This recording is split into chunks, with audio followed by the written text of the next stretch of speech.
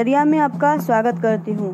आज जिस महान शख्सियत के बारे में मैं आपको बताने जा रही हूँ, उनका जीवन बहुत ही कठिनाइयों में और दूसरों के लिए लड़ने में ही व्यतीत हुआ है, जिसके कारण उन्हें जीवन के अंतिम समय में भी संघर्ष करने पड़े हैं। उनका नाम फादर स्टेन स्वामी। 26 अप्रैल 1937 को तमिलनाडु के त्रिची गांव में उनका जन्म हुआ था। स्वामी जी ने फिलीपींस में रहकर धर्मशास्त्र में मास्टर डिग्री प्राप्त की। उसी दौरान स्वामी जी ब्राजील के कैथोलिक मुखिया हेल्डर पासुआ कामिरा से प्रभावित रहे। उस समय फादर कामिरा मानवाधिकार के लिए लड़ रहे थे। वह एक जगह लिखते हैं, जब मैं गरीबों को खाना खिलाता हूँ तब लोग मुझे संत कहते हैं, और जब मैं पूछता हूँ कि यह लोग गरीब क्यों हैं तो तब मुझे कम्युनिस्ट कहा जाता है। 7 फरवरी 1909 से 27 अगस्त 1919 तक के जीवन काल में फादर कामिरा को बड़ी उपलब्धि मिल चुकी थी। उन्हें 7 अप्रैल 2015 को सर्वेंट ऑफ गॉड की उपाधि से नवाजा गया था। स्टेन स्वामी के भारत प्रत्यावर्तन के बाद ईसाई परिचालित इंडियन सोशल इंस्टीट्यूट के निदेशक के रूप में उन्हें नियुक्ति मिली। वे 1975 से 1986 तक वहां रहे। इसी दौरान वे संविधान के 5वें अनुच्छेद में दिए गए अधिकारों को लागू कराने के काम में जुट गए। फिर एक अध्ययन के लिए रांची आ गए। फिर झारखंड के विस्थापित आदिवासियों के लिए उन्होंने कार्य किया। मानविक अधिकार के लिए जीवन भर काम करना, आदिवासियों के लिए समर्पित, उनके अधिकार के लिए हर रोज जो काम करने वाले और देश की अखंडता को बचाने के लिए धर्मनिरपेक्षता के साथ देश में शांति और सद्भावना पैदा करने के लिए जो सामाजिक कर्मकर्ता जीवन भर काम कर आए हैं, वो थे फादर स्टेन स्वामी। झारखंड के चाईबासा में रहकर पेशा, कार्यान्वयन, खनन, बांध, शहरीकरण, उद्योगीकरण आदि के द्वारा वहां के विस्थापित आदिवासियों के अधिकारों के लिए लड़े। वहां के चर्च ने उन्हें जमीन मुहैया कराया। उसके बाद स्वामी जी फिर से रांची आ गए। रांची में उन्होंने ईसाई संस्था के सहयोग द्वारा बागीचा नाम से एक अनुसंधान और प्रशिक्षण संस्था का स्थापन किया, जहां उन्होंने लोगों के लिए बहुत से कार्य किए। जून 2018 में उन्हें पथलगाड़ी आंदोलन विषयक सोशल मीडिया के पोस्ट पर शासन के आक्रोश को झेलना पड़ा। उन्हें आईटी एक्ट 66 क धारा के तहत देशद्रोही के आरोप से गिरफ्तार किया गया। फिर 8 अक्टूबर 2020 को अनुष्ठान बागीचा से एनआईए के द्वारा बेआईन कार्यकलापों तथा भीमा कोरे गांव दंगा में स्वामी जी की संपृक्ति तथा माओवादी संगठन के साथ उनके संबंध के आरोप में गिरफ्तार किया गया। यह केस पहले पूना पुलिस, फिर बाद में एनआईए को सौंप दिया गया। झारखंड में हम जानते हैं कि विस्थापन एक बहुत बड़ा मामला रहा है।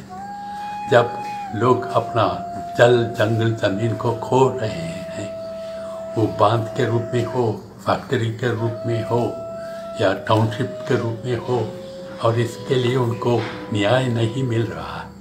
अभी जनता खुद खड़ी हो रही है अपना हक मांगने के लिए। अभी इसके तहत सरकार की ओर से भी कुछ कानून बनाए गए हैं। खासकर 2-3 तो हैं। एक है पेशा कानून, जो पहली बार ग्राम सभा को स्वीकार करता है। वो एक पारंपरिक व्यवस्था है जिसके द्वारा आदिवासी जनता अपना स्वशासन करके आई है, उसको मान लिया है। दूसरा है फॉरेस्ट राइट्स एक्ट, जंगल राइट्स एक्ट। इसके तहत जनता को जो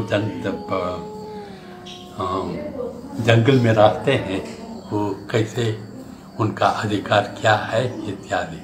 तीसरा है भूमि अधिग्रहण 2013 की कानून, जो पहली बार जो भू मालिक है उसका अधिकार को और जिस प्रकार का उसको मुआवजा देना है, कैसे देना है, वो सबको विश्लेषण करता है। ये तो कानून है, लेकिन उनका पालन नहीं किया जा रहा है। इस सब के बारे में मैं विश्लेषित करके लिखते रहा हूँ, बोलते रहा हूँ, और जो भी संघर्ष चला है उसमें भागीदार भी रहा हूँ। और खासकर क्योंकि जनता खड़ी हो रही है, खासकर जवान अपना हक मांगते हैं, प्रश्न पूछते हैं, उनको जेल में डाला जा रहा है, उनके पक्ष लेके मैं हम लोग बहुत लोग मिलकर, मध्य भारत से सभी लोग मिलकर एक संस्था शुरू किए, परसिक्यूटेड प्रिजनर सॉलिडारिटी कमेटी नाम से। उसके द्वारा हम लोग केस भी फाइल किए हैं। केस की सामना करने के बदले अभी सरकार मुझे रास्ते से हटाने की कोशिश कर रही है, और उसका पहला मौका था कि भीमा कोरेगांव, जबकि मैं कभी भीमा कोरेगांव गया भी नहीं, लेकिन उसमें एक संदिग्ध के रूप में डाला गया। उसके तहत मुझे 2 बार रेड किया गया। अभी पहले पुणे पुलिस कर रही थी, अभी NIA कर रहा है, और NIA तो 15 घंटा मुझे पूछताछ किया, और उसके मेरे सामने ऐसे कुछ एक्सट्रैक्ट को रखने लगा जो माओवादियों के बीच में कुछ कम्युनिकेशन हो रहा था। मुझे किसी प्रकार का संबंध नहीं था उसमें, लेकिन वो सब मेरे सामने रखा गया। ये बोल के ये सब मेरे कंप्यूटर में पाया गया। ये सबको मैं इनकार करके आया हूँ। मैं NIA ऑफिस को बोल रहा हूँ, अगर मुझे और पूछताछ करना हो, वीडियो कॉन्फ्रेंस के द्वारा किया जाए।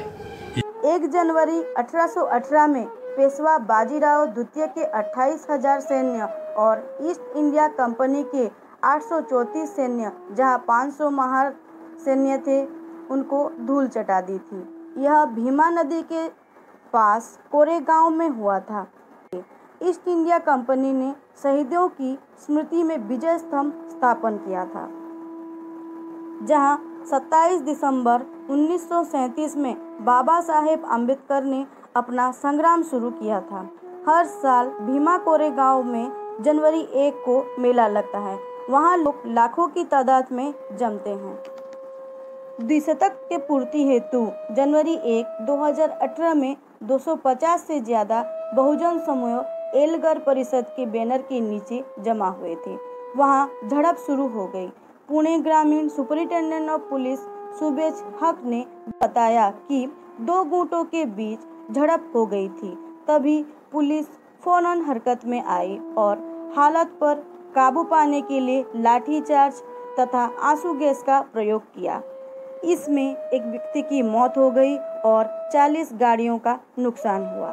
इस हिंसा में भी स्वामी जी की संपृक्ति दिखाकर उन्हें गिरफ्तार किया गया और उनको बिना दोष में जेल में रखकर 1 साल हो गया।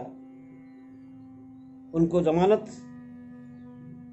नहीं दिया गया, जो कोविड के द्वारा आक्रमित होकर 84 वर्ष उम्र में जेल में इतने सफर किया और अंत में हॉस्पिटल में उनकी मौत हो गई, जुडिशियल कस्टडी में। उसके सबसे बड़े खेद की बात है और गणतंत्र के लिए खतरनाक है, इसलिए कि बिना जुर्म में, बिना कारण में जानबूझकर मोदी सरकार महाराष्ट्र के दलितों के ऊपर जब अत्याचार हुआ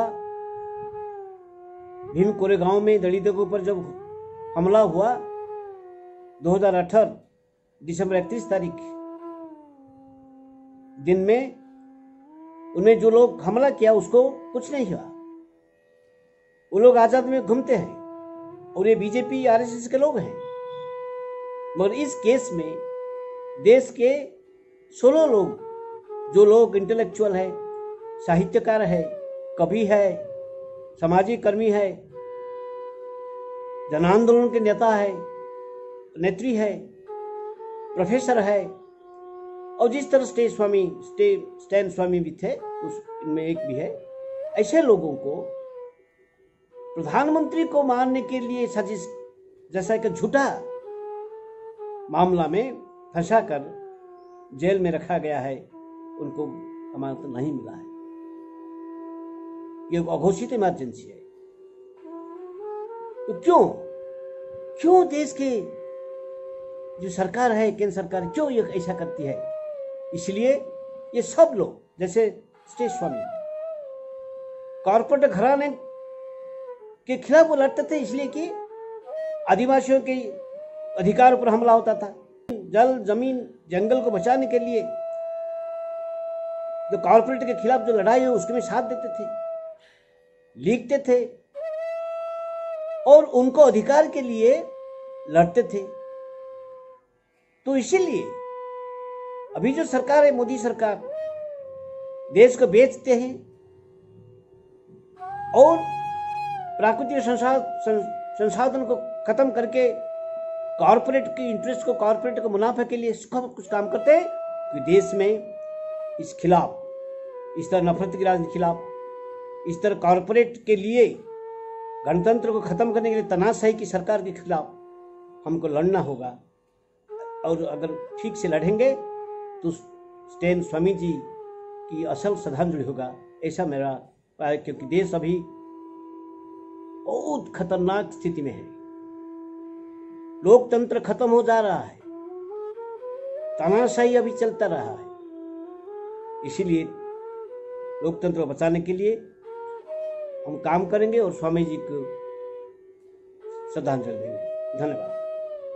लंबे समय से बीमार फादर स्टैन स्वामी को रविवार वेंटिलेटर के सपोर्ट में रखा गया। शनिवार को ही उनके वकील ने बॉम्बे हाई कोर्ट में सूचना दी थी कि स्वामी जी की तबीयत लगातार बिगड़ती जा रही है।